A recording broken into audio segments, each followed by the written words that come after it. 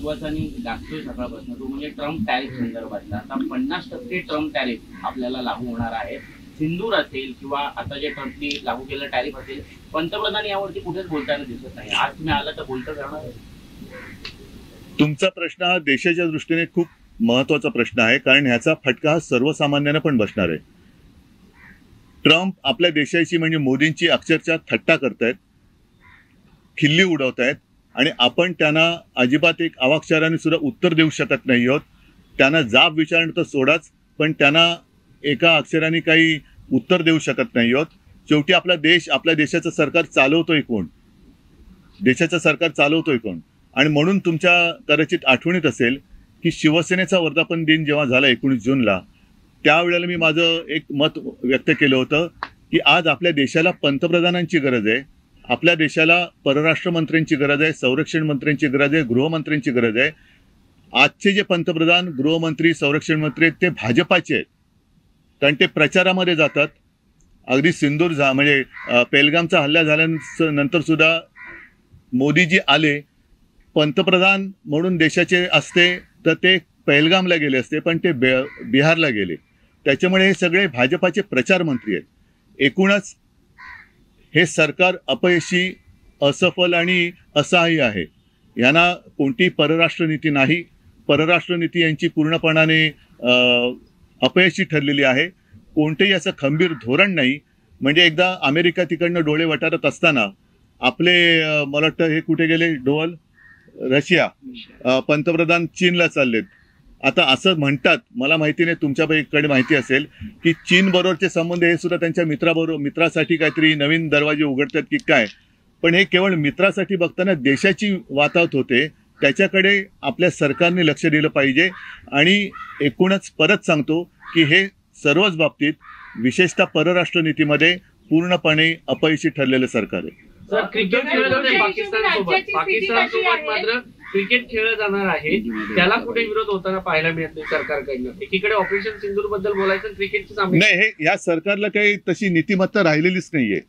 म्हणजे पाकिस्तान आपला दुश्मन आहे जे शिवसेना प्रमुख सांगायचे, तेव्हा इकडे दिल्लीमध्ये सुद्धा आम्ही मॅच रोखली होती, मुंबईमध्ये रोखली होती की जोपर्यंत दहशतवादी कारवाया पाकिस्तान थांबवत नाही तोपर्यंत पाकिस्तान सोबत कोणतेही संबंध ठेवता कामा नयेत. आणि माझ्या आठवणीप्रमाणे सुषमा स्वराज पण याबद्दल बोलल्या होत्या की आपण पाकिस्तानची क्रिकेट खेळता कामा नये. यांना हे मतलबाचं बघतात. म्हणजे आपल्या इकडे आम्हाला, म्हणजे आपल्याला सगळ्यांना देशप्रेमाचे सगळे धडे देतात आणि हे स्वतः म्हणजे अगदी जय शाह सकट आमच्या इथल्या पण मंत्र्यांची आणि इतर सुद्धा मंत्र्यांची मुलं बाळं दुबईला जाऊन पाकिस्तान बरोबरचा क्रिकेट सामना एन्जॉय करतात. हे देशभक्त असू शकत नाही, हे सच्चे देशभक्त नाहीत. देशभक्तीची जर व्याख्या करायची असेल तर सच्च्या देशभक्ताने पाकिस्तान जोपर्यंत आपल्या सोबत ज्या दहशतवादी कारवाई करतो त्या थांबवत नाहीत तोपर्यंत पाकिस्तान बरोबर कोणतेही संबंध ठेवू नयेत, आणि ते ठेवणार नसेल तो सच्चा देशभक्त आहे.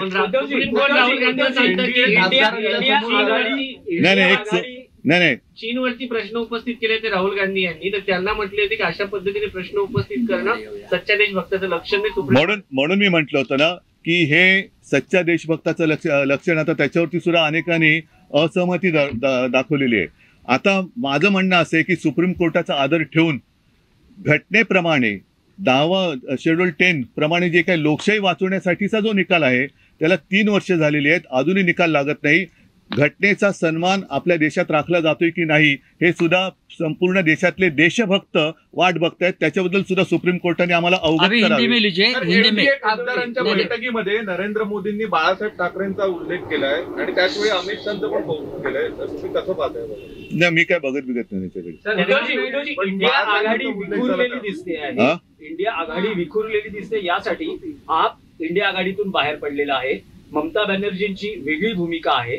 अशा वेळेस महाराष्ट्राचं राजकारण बदलत असताना आणि 2 बंधू एकत्र येत असताना शिवसेना उद्धव बाळासाहेब ठाकरे हा पक्ष इंडिया आघाडीत राहणार का?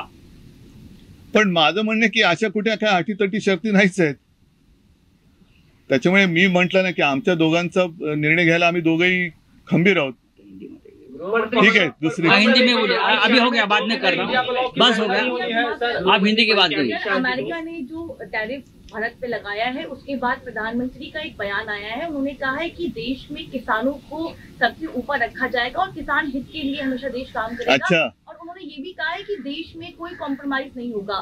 तो कब बयान दो तीन साल यहाँ जो किसान दिल्ली आना चाहते थे उनको रोका गया। 6 महीने 8 महीने कई सारे किसान, ना उन्होंने गर्मी की परवाह की, ना बारिश की ना सर्दी की परवाह की। उसमें कुछ किसान तो बेचारे मर गए। तब किसान आपको याद नहीं आए? अब किसान की याद आ रही है।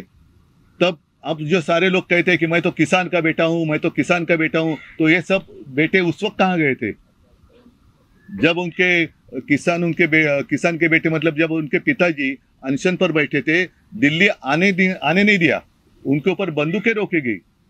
बीच में काय त्याला म्हणतात खेळ्याला काय म्हणतात हिंदी? खेळेच, वो भी डाल दिए, दीवारें खड़ी कर दी और उनको नक्सलवादी कहा गया। तब आपको किसान की याद नहीं आई। तो ये सब झूठापन आहिस्ते आहिस्ते इनका नकाब फटते जा रहे, दिन ब दिन बेनकाब होते जा रहे और असली चेहरा उनका अब सामने आने लगा है।